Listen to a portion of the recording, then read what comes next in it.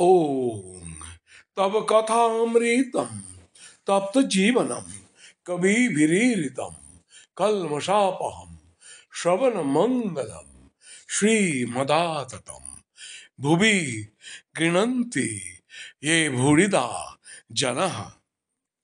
শ্রীম কথিত শ্রী শ্রীরামকৃষ্ণ কথামৃত পাঠ।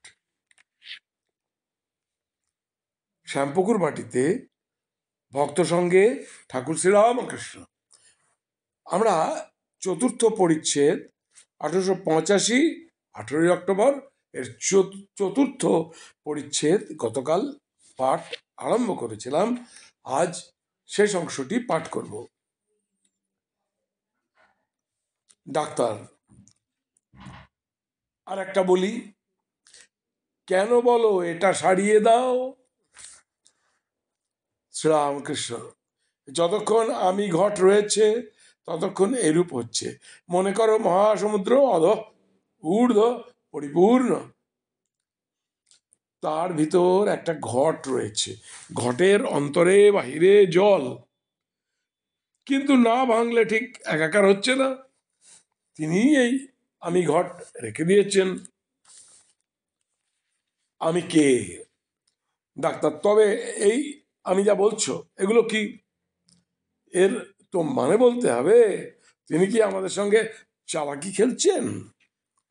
গিরিশ, মহাশয় কেমন করে জানলেন চালাকি নয়?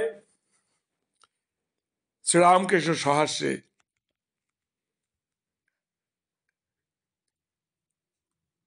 এই আমি তিনি রেখে দিয়েছেন, তার খেলা, তার লীলা। এক রাজা আর 4 বেটা, রাজার ছেলে, কিন্তু খেলা করছে, কেউ মন্ত্রী, কেউ কোটাল হয়েছে, এইসব। রাজার বেটা হয়ে কোটাল কোটাল খেলছে। ডাক্তারের প্রতি, শোনো, তোমার যদি আত্মার সাক্ষাৎকার হয় তবে এইসব মানতে হবে। তার দর্শন হলে তবে সব সংশয় যায়। Sonship and the father, Jnanayoga ও শ্রীরামকৃষ্ণ। ডাক্তার, সব সন্দেহ যায় কই? শ্রীরামকৃষ্ণ, আমার কাছে এই পর্যন্ত শুনে যাও, তারপর বেশি কিছু শুনতে চাও তার কাছে একলা একলা বলবে, তাকে জিজ্ঞাসা করবে কেন তিনি এমন করেছেন। ছেলে ভিখারিকে 1 কুনকে চাল দিতে পারে, রেল ভাড়া যদি দিতে হয় তো কর্তাকে জানাতে হবে। ডাক্তার চুপ করিয়া আছেন। আচ্ছা, তুমি বিচার ভালোবাসো, কিন্তু বিচার করি, কিছু বিচার করি, শোনো। এটা কিন্তু ঠাকুর বলছেন। আচ্ছা, তুমি বিচার ভালোবাসো, কিছু বিচার করি, শোনো। জ্ঞানীর মতে অবতার নাই। কৃষ্ণ অর্জুনকে বলেছিলেন, তুমি আমাকে অবতার অবতার বলছো, তোমাকে একটা জিনিস দেখাই, দেখবে এসো। অর্জুন সঙ্গে সঙ্গে গেলেন। খানিক দূরে গিয়ে অর্জুনকে বললেন, কি দেখতে পাচ্ছ?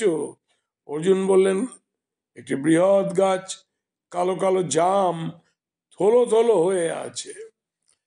শ্রীকৃষ্ণ বললেন, ও কালো জাম নয়, আরো একটু এগিয়ে দেখো। তখন অর্জুন দেখলেন থলো থলো কৃষ্ণ ফলে আছে। কৃষ্ণ বললেন, এখন দেখলে আমার মতো কত কৃষ্ণ ফলে আছে। কবির দাস শ্রীকৃষ্ণের কথায় বলেছিল, তুমি গোপীদের হাততালিতে বানর নাচ নেচেছিলে। যতই এগিয়ে যাবে ততই ভগবানের উপাধি কম দেখতে পাবে। ভক্ত প্রথমে দর্শন করলে দশভুজা, আরো এগিয়ে গিয়ে দেখলে ষড়ভুজ, আরো এগিয়ে গিয়ে দেখলে দ্বিভুজ গোপাল। যত এগুচ্ছে ততই ঐশ্বর্য কমে যাচ্ছে। আরো এগিয়ে গেলেও তখন জ্যোতির দর্শন করলে কোনো উপাধি নাই।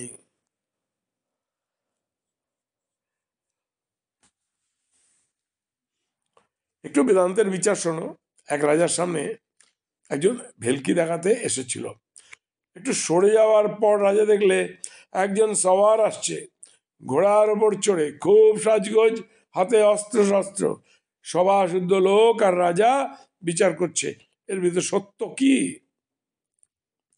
ঘোড়া তো সত্য নয়, সাজগোজ অস্ত্রশস্ত্র সত্য নয়। শেষে সত্য সত্য দেখলে যে সবার একলা দাঁড়িয়ে কিনা ব্রহ্মসত্য, জগৎ মিথ্যা। বিচার করতে গেলে কিছুই টেকে না। ডাক্তার, এতে আমার আপত্তি নাই। দ্য ওয়ার্ল্ড মানে সংসার, অ্যান্ড দ্য স্কেয়ারক্রো, শ্রীরামকৃষ্ণ।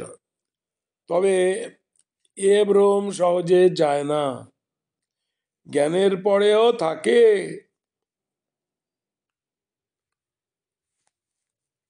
স্বপনে বাঘকে দেখেছে, স্বপন ভেঙে গেল, তবু বুক দূর দূর করছে।